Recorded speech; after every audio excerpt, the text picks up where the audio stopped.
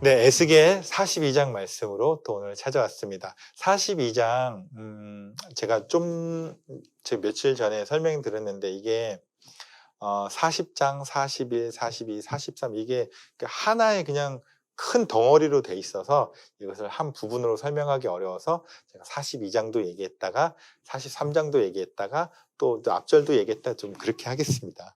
네, 42장은 성전 사면을 담을 이렇게 측량한 것으로 설명이 이제 끝나지게 됩니다. 그리고 바로 이어서 43장에는 어떤 일이 일어나냐면 정말 중요한 사건이 일어납니다. 드디어 주님께서 성전에 돌아오십니다. 네, 너무 감사하죠. 성전을 떠나셨던 하나님인데, 그런데 여기 굉장히 재밌는 사실이 있습니다. 하나님이 떠나셨는데, 에스겔 좀 앞장 보면 11장 23절을 보면 성읍 동쪽에 있는 산꼭대기에 머물러 계셨다. 아버지의 영광이 그곳에 머물러 있다. 그러니까 그 성읍의 동쪽 저 끝에 멀리 가지도 않으셨어요. 저 앞에 계셨다가 너희들 어떻게 하나 보자 그죠? 그래서 멀리서 지켜보고 계시다가 이래서는 안 되겠다. 이게 내가 할게 하면서 하나님이 다시 돌아오시는 모습입니다. 성전이 지어지는 것도, 성전을 세우는 것도, 성전에 뭐 어떤 설계도를 가지는 것도 사람이 한 거 아무것도 없습니다. 그리고 우리를 힘들게 했던 곡과 마곡도 우리가 싸워서 이겼다 이런 것도 아닙니다. 하나님이 심판하셨던 겁니다. 결국 하나님이 다 하셨어요. 우리를 사랑하신 하나님이 우리를 위해서 그냥 모든 것 다 져주신 겁니다. 너무 감사하죠.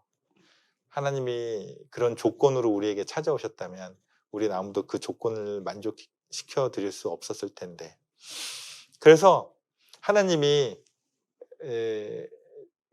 여러 단계를 거쳐서 결국 이제 성전에 들어오시게 되는데, 42장 2절 말씀을 보니까 하나님의 영광이 저 동쪽에서부터 오고 계신대요. 이게 어떤 의미가 있냐면 동쪽으로 가셨어요. 그 에스겔 11장 말씀에 동쪽으로 가셨다라고 나와 있는데, 동쪽에 있는 성읍이라고 나오는데, 그 동쪽에 가셨던 하나님이 너희를 다시 안 보겠다 하고 멀리 떠나셨던 하나님은 사실 다 지켜보고 계셨거든요. 그러면서 그냥 다시 들어오셨어요. 멀리도 가지 않으셨네요.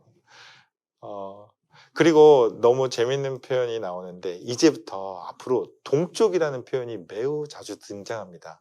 하나님이 계셨던 곳, 그리고 계시는 곳, 하나님이 우리를 위해서 복을 내려주시기 원하는 곳이라고 생각하는, 복이라고 생각하면 좋을 것 같아요.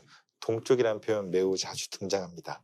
그것이 어떻게 되는지 43장 4절에 보니까 동쪽으로 난 문을 지나 성전 안으로 들어가셨다라는 표현이 나옵니다. 그리고 5절 말씀에 우리가 이 말씀 너무 좋아서 춤을 추고 싶습니다. 주님의 영광이 성전을 가득 채웠다. 네, 동쪽으로 가셨던 하나님, 동쪽으로 오시고, 이 동쪽은 하나님의 나라라고 생각해도 맞을 것 같아요. 그리고 하나님이 오셔서 성전을 가득 채웠다. 이제부터 나는 여기에 있는다. 임재가 있다. 나는 너희와 지금부터 함께하기 시작한다라는 그 말씀. 복입니다. 복을 주시는데 우리에게 어떤 복을 주시냐면 10절하고 11절 말씀에 하나님이 어떤 얘기를 해주세요. 너희가 에스겔에게 만약 그들이 죄악을 부끄럽게 여긴다면 이라고 얘기가 나옵니다. 하나님이 에스겔에게 얘기하시고, 에스겔아, 내 백성이 조금이라도 뭐 부끄럽게 여기는 게 있는 것 같다면, 이런 느낌이에요. 하나님은 우리를 너무 사랑하시고 인간의 연약함을 너무나 잘 알고 계시기 때문에 그냥 죄악을 페이백을 하거나 대가를 치르거나 아니면 뭘 했거나 이게 아니라 그들이 자신들이 지은 죄악을 조금이라도 부끄럽게 여긴다면 이걸 주신대요. 그게 뭘 것 같으세요? 뭐 영생을 주겠다, 뭐 큰 복을 주겠다, 뭐 만물을 통치할 수 있게 해주겠다, 이게 아니라 이 말씀 보니까 성전의 설계도를 가르쳐 주어라. 아까 에스겔에게 보여주셨던 그 환상 중에 있는 성전의 모습을 그대로 그 설계도를 그들에게 가르쳐 주어라는 말씀입니다. 그게 왜 복인가요? 하나님이 이것밖에 안 주시나? 자세히 보면 큰 은혜가 있습니다. 성전의 배치도를 줄 뿐만 아니라 성전이 이제 되면 제사도 드려야 되고 또 여러 가지도 표현이 있잖아요. 그래서 성전의 배치도, 출입구, 그 다음에 건축 양식을 어떻게 해야 되는지, 그리고 그 안에서 제사법이 어떻게, 규례가, 법도가, 하나님에 대한 어떠한 자세를 취해야 되는지, 어떤 율례가 다 들어가 있는 그 설계도입니다.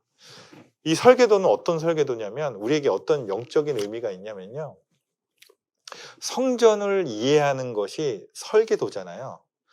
이 설계도만 있으면 저쪽 다른 데 가서 똑같이 성전을 지을 수 있습니다. 그러진 않겠지만 이 설계도, 성전을 완전히 이해할 수 있는 것을 뜻합니다. 이 말씀은 우리가 스스로 하나님을 이해할 수 없지만 이제는 하나님을 이해할 수 있다라는 그 설계도입니다. 그런 영적인 의미를 담고 있습니다.